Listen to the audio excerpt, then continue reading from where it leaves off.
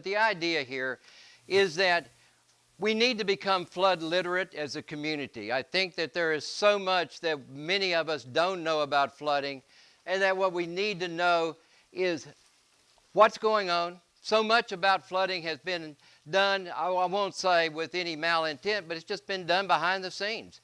It's not been done out in the open. And the more that we know about what's going on, I think the more effective that we can be in terms of getting good responses out of our elected officials that really have the primary responsibility for making these things happen. So, Bayou City Initiative is about a flood resilient Houston. It's about flood literacy. It's about public information and public involvement. And it's about fairness across the board in the way that we deliver flood services in this community. Frankly, I think that the economic future of Houston depends on this. Not to mention our livelihoods and our properties. We've got to get this right or we're going to lose out big time. Now, I want to give an update on some things that have happened. There's some very positive things that have happened. Both the county and the city have now adopted the 500-year floodplain as the interim regulatory floodplain. That's important because, and we need to basically tell our city and county officials that we appreciate that because, frankly, our 100-year floodplain, and the 100-year flood is shown in green up here on this map, the 100-year flood's obsolete. It is not large enough. And we'll talk about that in a minute. But that is one thing that has been done that's very important.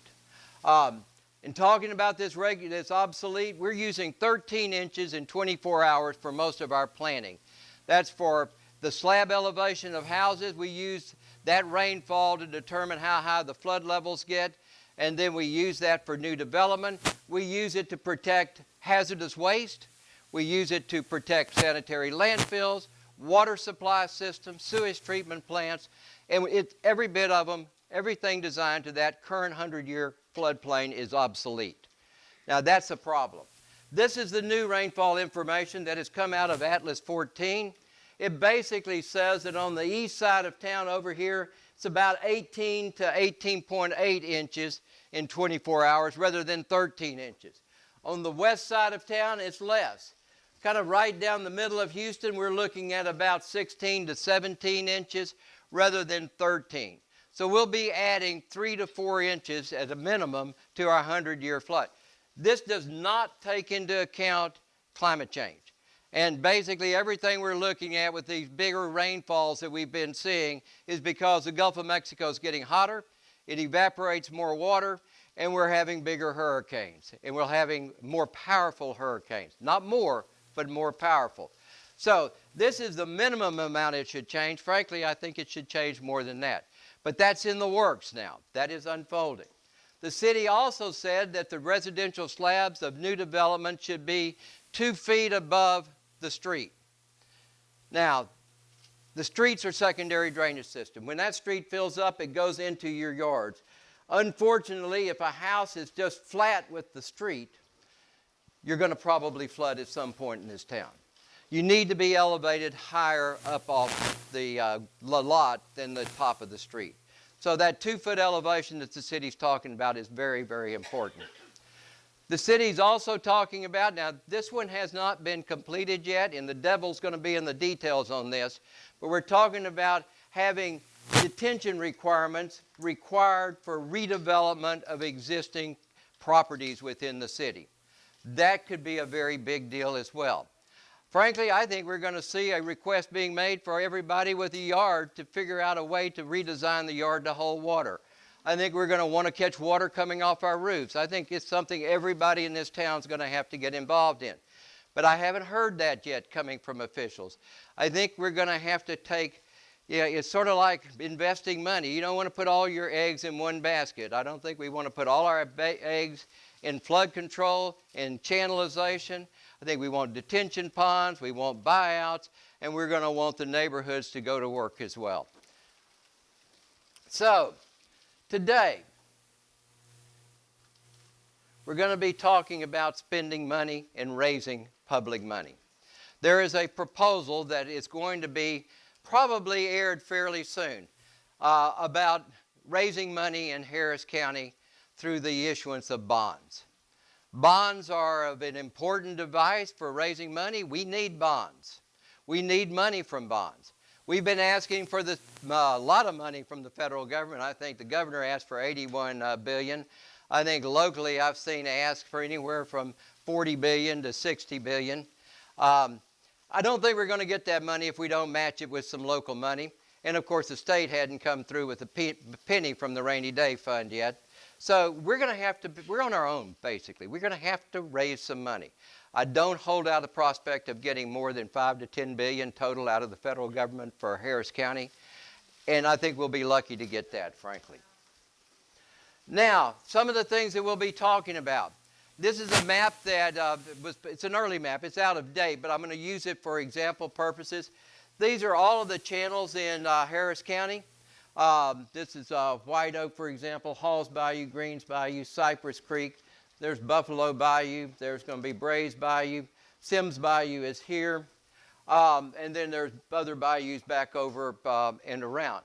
The point of this map is to begin to talk about projects that have been discussed publicly in the community. You're going to hear a bit today about different channel projects. The Corps of Engineers has been studying channel projects in the Houston region for a long time. And these are ones that are on the books right now, plus a couple of others I'll talk about.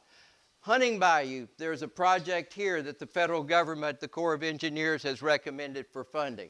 On White Oak Bayou in Upper White Oak, kind of north of 610, perhaps heading back, not getting all the way to the Grand Parkway, but certainly getting past Beltway 8, is a project on White Oak Bayou. Project Brays is partially done. They're talking about completing Project Brays. And down here on Clear Creek, there's discussions about funding the Clear Creek project. For every one of those, there's a matching requirement.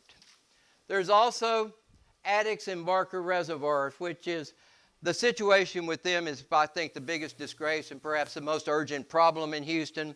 Addicks and Barker are two of the 6 most dangerous dams in the United States, according to the Corps of Engineers, and they have the risk of catastrophic failure. If these reservoirs fill up like they did in Harvey, again, it gets worse and worse if we don't get these reservoirs fixed. It is a true problem. And so there's been discussion about putting a 3rd reservoir back here on the Katy Prairie to basically take the overflow from Cypress Creek and keep it from flowing into Addicks Reservoir. There's been discussion about a reservoir on Little Cypress Creek. There's been a talk about buyouts and detention back here on in the Greens Bayou watershed. I think all of these projects have value. Now, whether that's the best place for all of our money to be spent is a different question. But these are ongoing projects that have some, I guess you might say, administrative traction. They have passed the benefit-cost ratio. Everything that on this map, for example, except for the Addicks and Barker work, the Corps of Engineers has been looking for $3 million from Congress for the last 5 or 6 years. Harris County put up $3 million, and Congress couldn't allocate $3 additional million to study Addicks and Barker. Somebody ought to shoot our congressional delegation for letting that mess happen. Now, we're going to talk about some issues today. The word equity is going to come up. And try to figure out what we're talking about with equity. Well, one thing is, where do we spend the money? How is the money spent around town? This is a map that I had put together just for this presentation.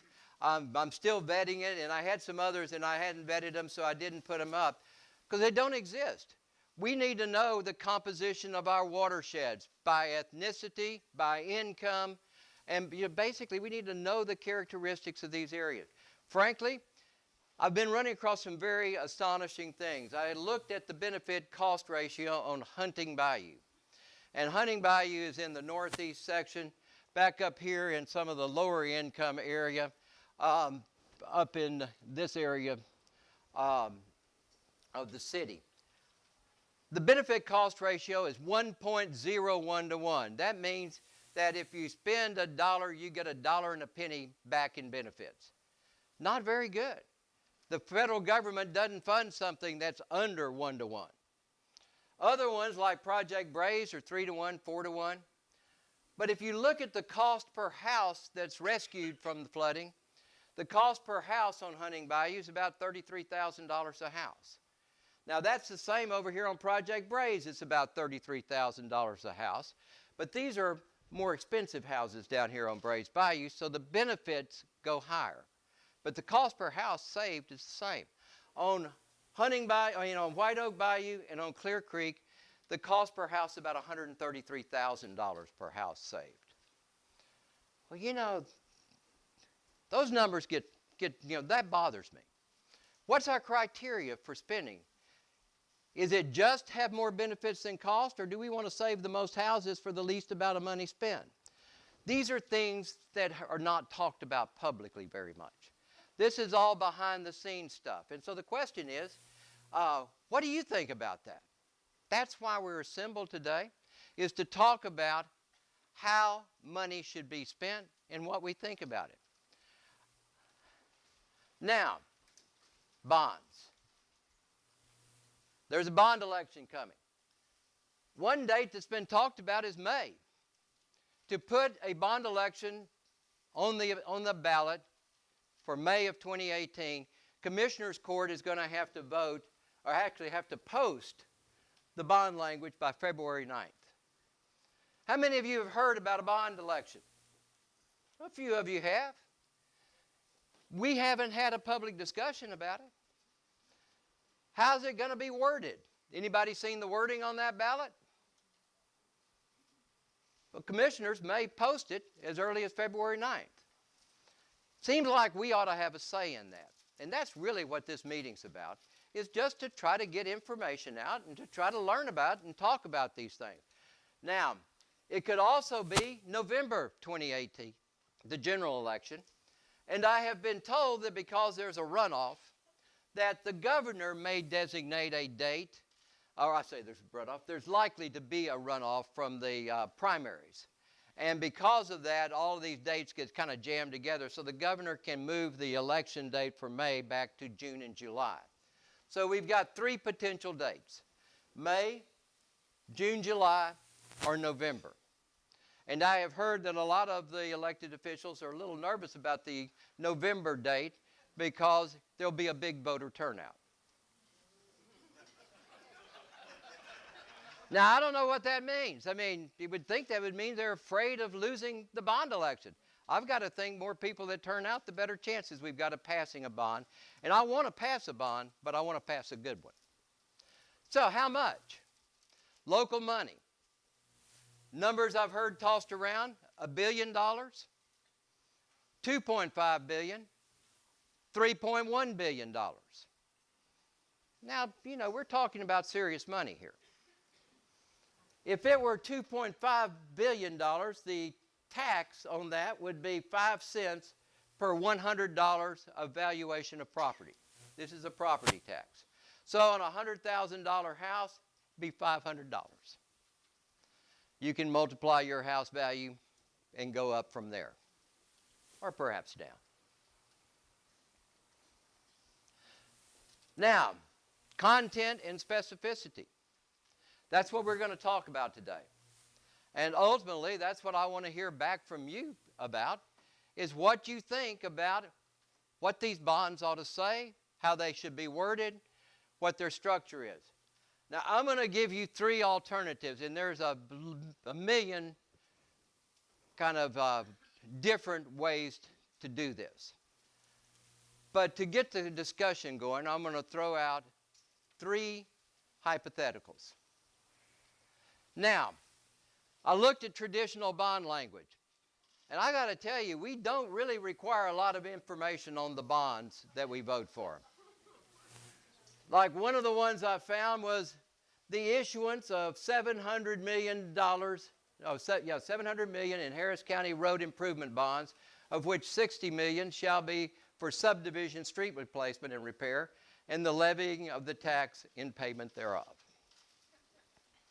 Well, how about this one? The issuance of $2.5 billion in Harris County flood control bonds and the levying of the tax and payment thereof. That'll do it.